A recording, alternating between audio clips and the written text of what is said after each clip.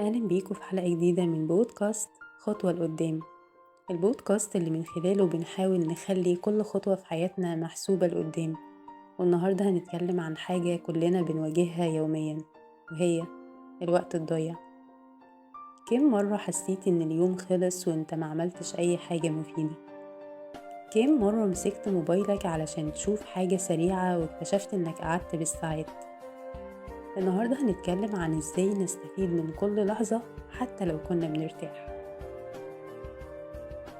في فرق كبير جدا بين إنك ترتاح وبين إن وقتك يكون ضايع.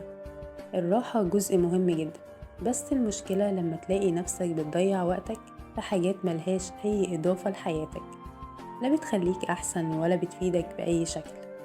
يعني مثلا إنك تتفرج على فيلم يعجبك أو تقرأ كتاب، ده مش وقت ضايع، بالعكس.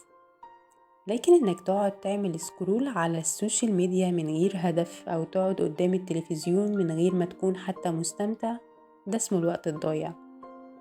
الوقت الضايع مش بس بيأثر على إنتاجيتك، لكن كمان بيحسسك بالندم في آخر اليوم. بتحس إن كان ممكن تعمل حاجات أكتر، تحقق أهدافك أسرع، أو حتى تستمتع بوقتك بشكل أحسن.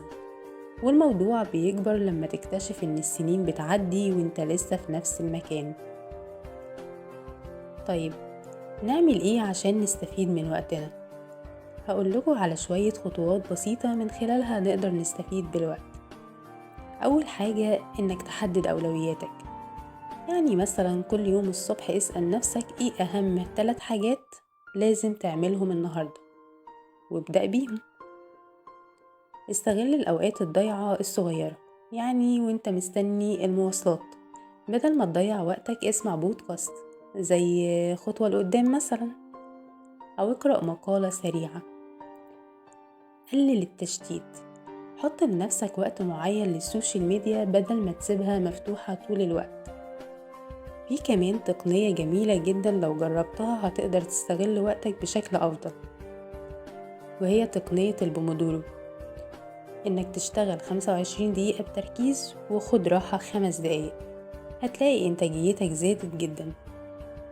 كمان مهم جدا إنك تتعلم تقول لأ، مش لازم توافق على كل حاجة تتعرض عليك، لأن وقتك أكيد له قيمة.